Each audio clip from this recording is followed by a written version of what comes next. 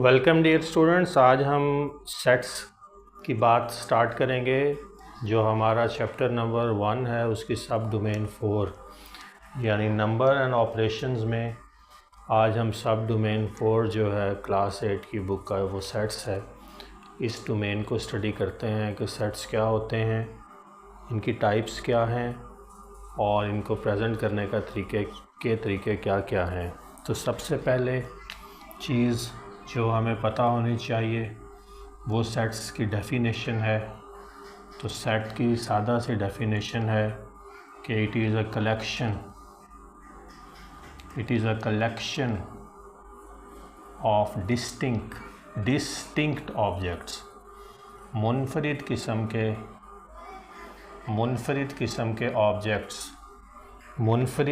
के ऑब्जेक्ट्स या एलिमेंट्स इसमें प्रेजेंट होते हैं। जिस मिसाल के तौर पर अगर हम एक सेट बनाएं, ये ब्रेसेस हैं जो इस ओपनिंग और क्लोजिंग ब्रेसेस से होगी यानी इन ब्रैकेट से। अब ये एक सेट है, एक कलेक्शन ऑफ ऑब्जेक्ट्स है 1 2 3 और ये एक सेट कहलाएगा क्योंकि as per definition it is a collection of distinct objects. 1 2 3 कोई भी ऑब्जेक्ट्स हैं उनकी कलेक्शन है। और अगर मैं एक सेट बनाऊं बी, इसमें कोई भी एक एलिमेंट को डबल कर दूं तो 2 टाइम्स, तो ये रेपिटेशन हो जाएगी। सो this is not a set. So set के लिए जो है वो डिस्टिंक्ट ऑब्जेक्ट होना ज़रूरी है और रेपिटेशन जो है वो अगर हो जाए तो फिर वो कलेक्शन ऑफ ऑब्जेक्ट्स सेट नहीं कहलाएगा। इसके बाद इसकी प्रेजेंटेशन पे चलते हैं कि सेट्स को प्रेजेंट कैसे किया जाता है। एक तरीका तो मैंने आपके सामने लिखा है सेट्स की प्रेजेंटेशन का। ये वाला तरीका जो है इसको कहते हैं कि tabular form of presentation. So sets can be represented in 3 forms, 3 ways, 3 forms. First one is tabular form. The second one is called the set builder form. And third one is called narrative form. So we are going to deal with all these 3 in this chapter of sets. Tabular form जो है इसकी example मैंने आपके सामने यहाँ लिखी है। अब मैं मिसाल के तौर पर यहाँ पे एक सेट बनाता हूँ n फॉर नेचुरल नंबर्स का सेट। तो ये लामहदूद सेट है जिसको इंग्लिश में इनफाइनाइट कहते हैं, लेकिन बहरहाल ये नेचुरल नंबर्स का सेट है जो हमने 4 से लेके इसको टर्मिनेट नहीं किया, यानी कि ये नॉन टर्मिनेटिंग है। फॉर एग्ज़ाम्पल तो ये नेचुरल नंबर्स का सेट है, ये इसकी टेबुलर फॉर्म है। अगर इसको सेट बिल्डर फॉर्म में लिखना हो तो थोड़ा सा फ़र्क होगा। आप लिखेंगे x such that x belongs to n for natural numbers।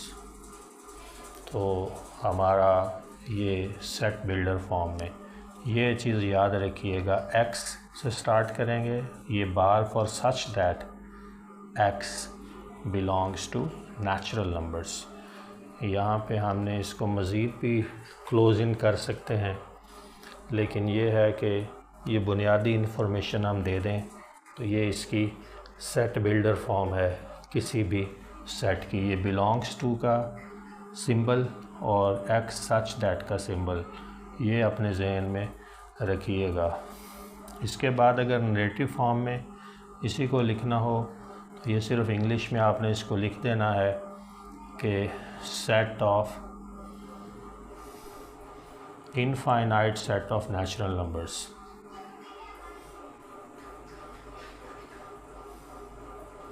या खाली सेट ऑफ नेचुरल नंबर्स भी सफाइस करेगा अभी के लिए।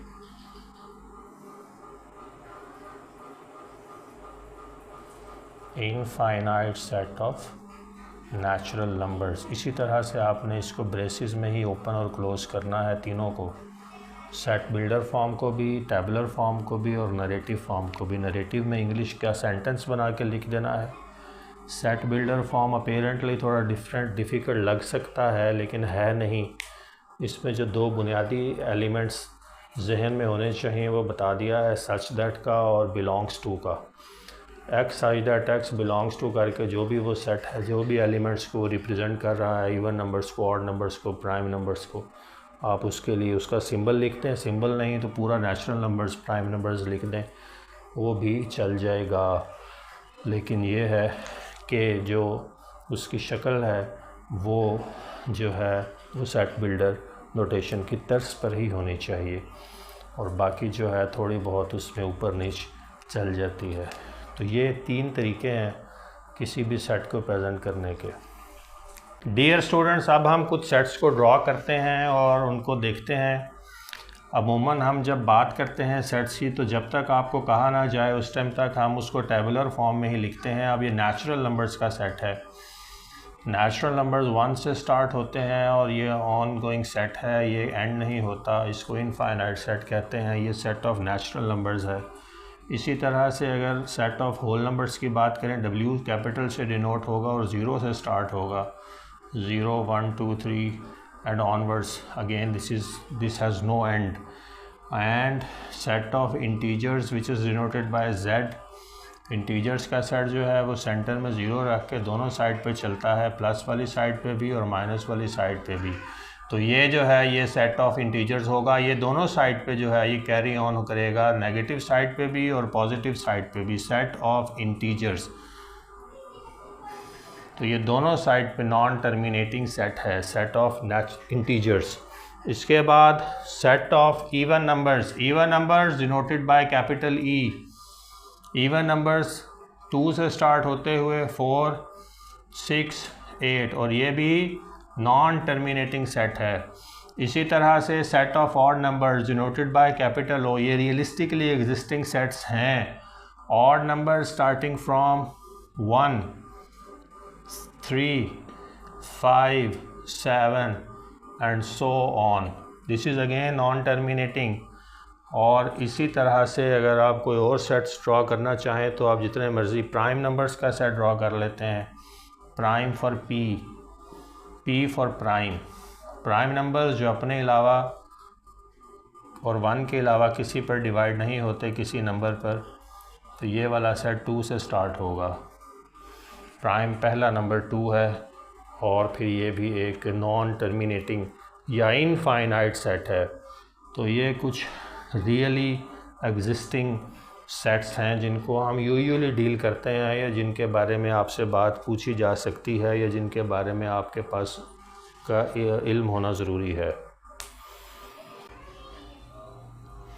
Dear students, types of sets पे चलते हैं। सेट्स की बेतहाशा टाइप्स हैं, लेकिन सबसे हम कुछ मेजर इम्पॉर्टेंट टाइप्स को डिस्कस करेंगे जिनका पता होना हमें कोर्स के हिसाब से भी ज़रूरी है और वैसे भी पता होना ज़रूरी है। सब सेट की पहले बात करते हैं।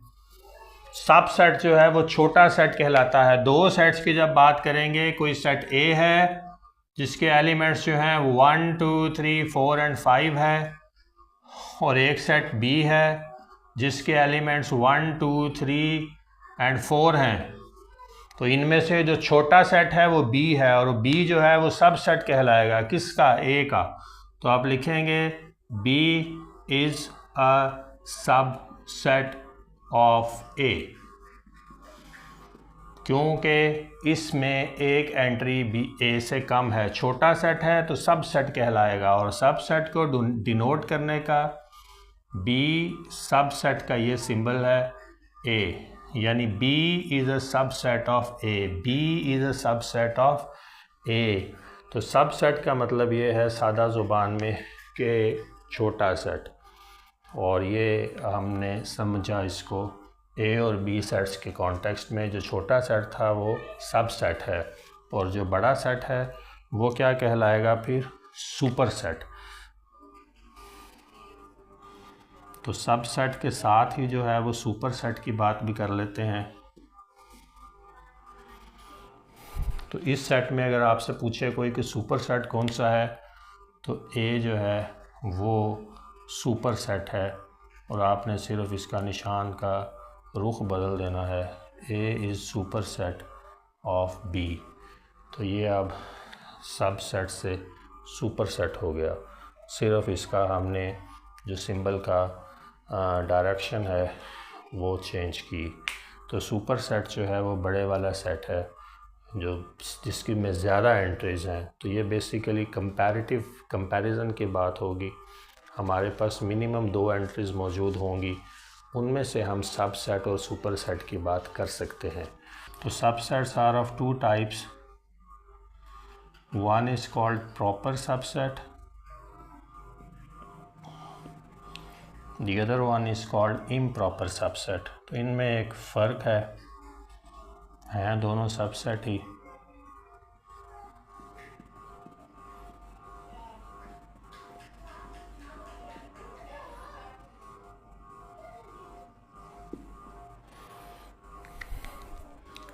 अब प्रॉपर सबसेट के लिए ये जो 2 सेट्स हैं, यहाँ पे बी सबसेट है ए का। अब ये प्रॉपर सबसेट है या इम्प्रॉपर सबसेट है? This is a proper subset. तो प्रॉपर सबसेट की डेफिनेशन क्या है कि it contains at least 1 element less than it's super set.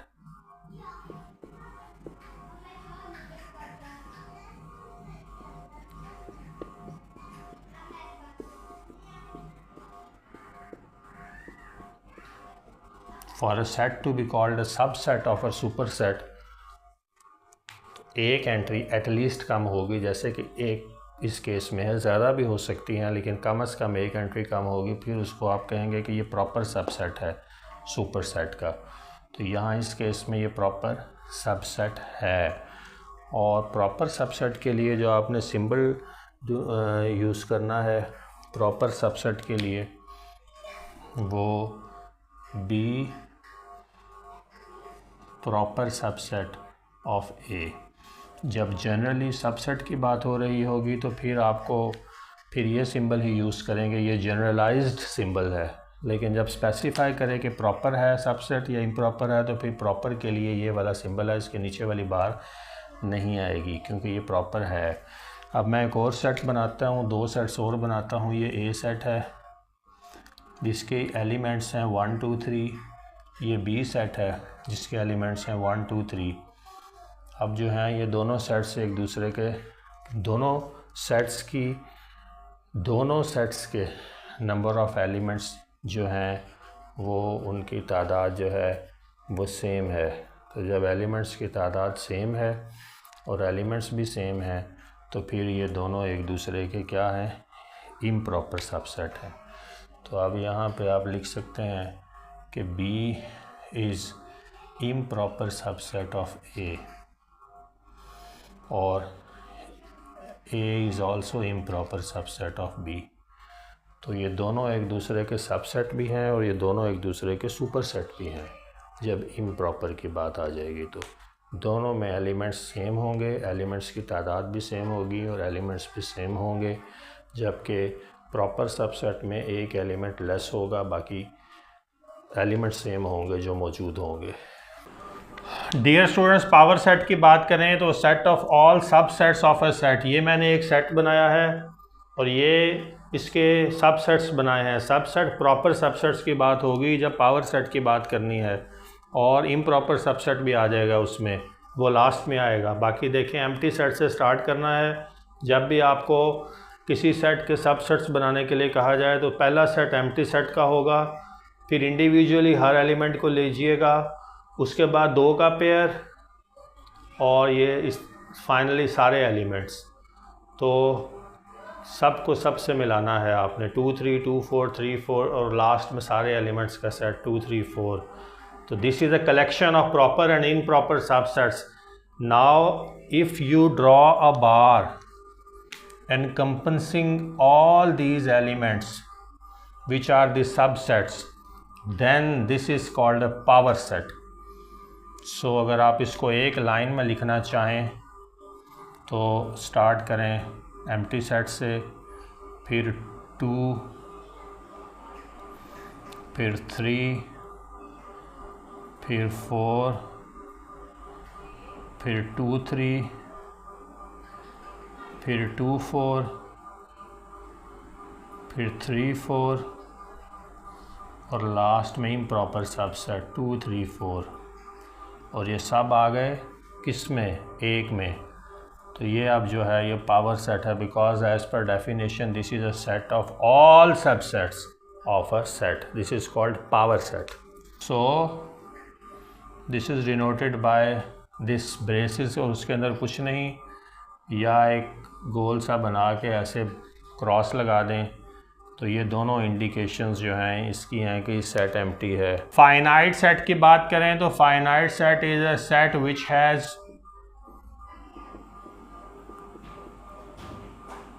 Which is not unlimited. इसकी काफ़ी डेफिनेशंस बन सकती हैं। Such sets which has limited entries और set which has an and.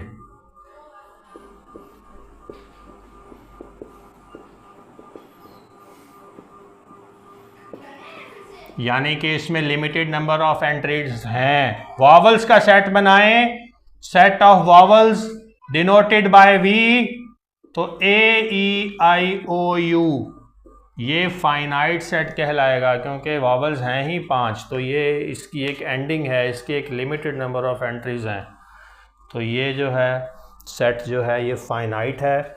इसके मुकाबिल पर इनफाइनाइट की बात करें अगर, तो इनफाइनाइट सेट जो है it has unlimited entries. Unlimited entries की बात करेंगे जब, जैसे कि set of natural numbers, whole numbers, integers का हमने बनाया था, नेचुरल नंबर्स का सेट बना के दिखा दें, और ये एक नेवर एंडिंग सेट है क्योंकि इसका कोई एंड हमें मालूम नहीं है, तो जिस सेट का एंड हमें मालूम नहीं है वो इनफाइनाइट कहलाएगा। डियर स्टूडेंट्स, इक्वल सेट्स की बात करें, इक्वल सेट्स हैं और इक्विवेलेंट सेट्स हैं, तो ये दो चीज़ें हैं, इनको भी समझ लें। इक्वल सेट्स वो सेट्स हैं which have same elements and same number of elements। जैसे इम्प्रॉपर सबसेट है उसको दूसरे लफ्ज़ों में आप इक्वल सेट्स भी कह सकते हैं। पॉइंट ये है कि ये एक ए सेट है, इसकी एंट्रीज़ हैं 4, 5 एंड 7, और ये एक बी सेट है जिसकी एंट्रीज़ हैं 4, 5 एंड 7, तो ये दोनों सेट्स एक दूसरे के इक्वल सेट्स कहलाएंगे क्योंकि एंट्रीज़ का नंबर भी सेम है और एलिमेंट्स जो हैं वो भी सेम हैं, तो ये ऐसा सेट इक्वल सेट कहलाता है। इसके मुकाबिल पर इक्विवेलेंट सेट बनाने के लिए ये सेट है, मिसाल के तौर पर जिसकी एंट्रीज़ हैं 2, 3, 4, और बी सेट है उसकी एंट्रीज़ हैं 5, 6, 7। अब ये वाले सेट एक दूसरे के इक्विवेलेंट सेट्स हैं क्योंकि इनमें 1-to-1 कोरेस्पोंडेंस है, तो जिन सेट्स में भी 1-to-1 कोरेस्पोंडेंस हो, 1-to-1 कोरेस्पोंडेंस याद रखिएगा, सेम एंट्रीज़ नहीं होंगी, एंट्रीज़ डिफरेंट होंगी, यानी कि एंट्रीज़ डिफरेंट होंगी लेकिन तादाद सेम होगी, और 1-to-1 कोरेस्पोंडेंस का मतलब ये है कि 2, 5, 3, 6, 4, 7 ये 1-to-1 कोरेस्पोंडेंस है। तो ऐसे सेट्स इक्विवेलेंट सेट्स कहलाते हैं। इक्वल सेट्स में तीनों एंट्रीज सेम होंगी, इक्विवेलेंट सेट्स में एंट्रीज डिफरेंट होंगी और सेम तीनों एंट्रीज सेम नहीं होगी। कोई एक मैच कर सकती है, दो भी मैच कर सकती हैं, लेकिन 3 की 3 मैच नहीं करेंगी, तो ऐसे सेट्स को फिर आप इक्विवेलेंट सेट्स कहेंगे। इसके बाद डियर स्टूडेंट्स ओवरलैपिंग सेट्स की बात करते हैं। Overlapping sets are sets which have some common entries, sets which share some common elements, not all, so sum is important. Some common elements are shared mutually by two sets, then such a set is called, such sets are called overlapping sets. For example, this is A with 2, 5 and 8, and this is B, which is 8, 10 and 11. So here the entry 8 is overlapping, common entry. So such sets are called overlapping sets which share some common entries but not all.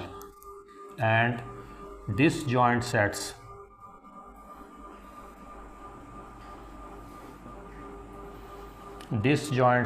share no common entries.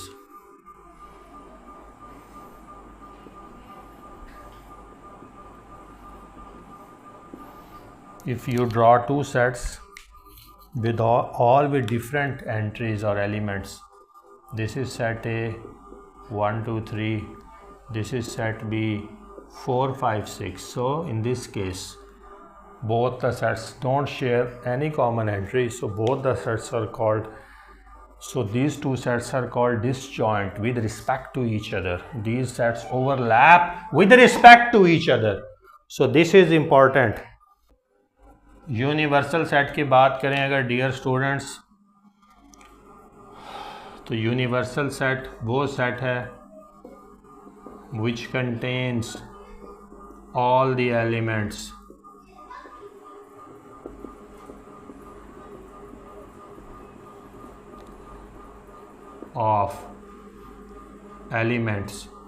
of sets under consideration.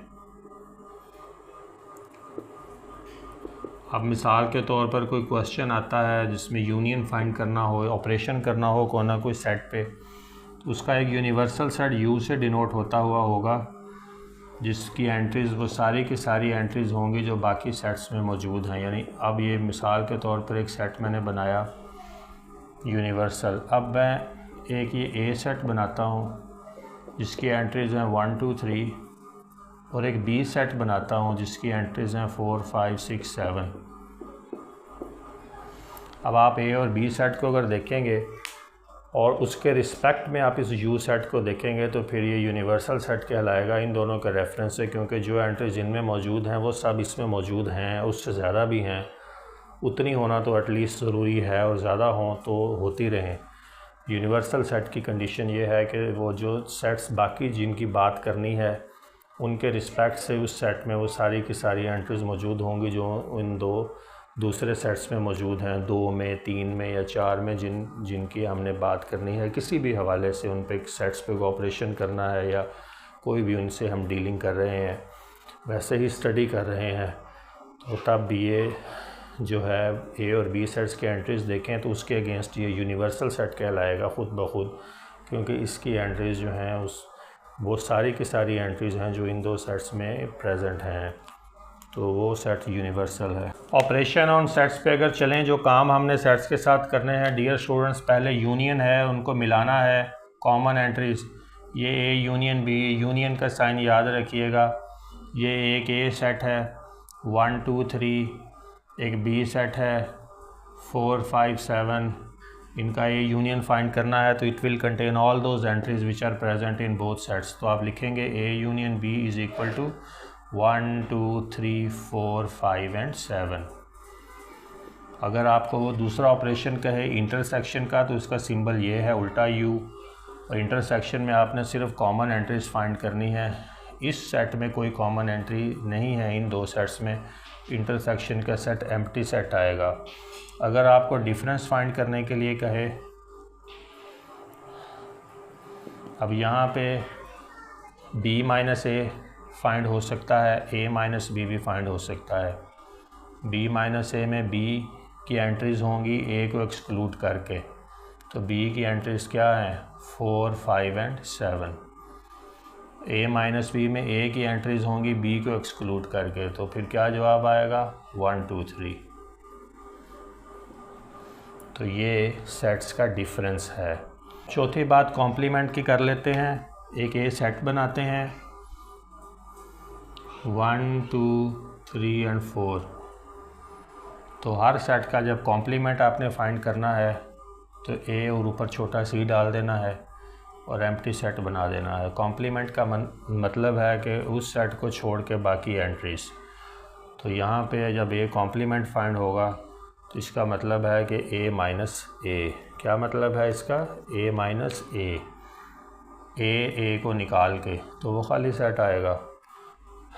तो इस तरह से complement होता है। इसी तरह से अगर एक यूनिवर्सल सेट बनाएं तो 1 2 3 4 5 एंड 6, और ये एक ए सेट बनाएं 1 2 3, तो अगर आपको वो कहे कि ए कॉम्प्लीमेंट यहाँ पे फाइंड करें with respect to universal set, तो आप ए कॉम्प्लीमेंट जो फाइंड करेंगे with respect to this universal set, तो क्या फाइंड करेंगे, ए माइनस,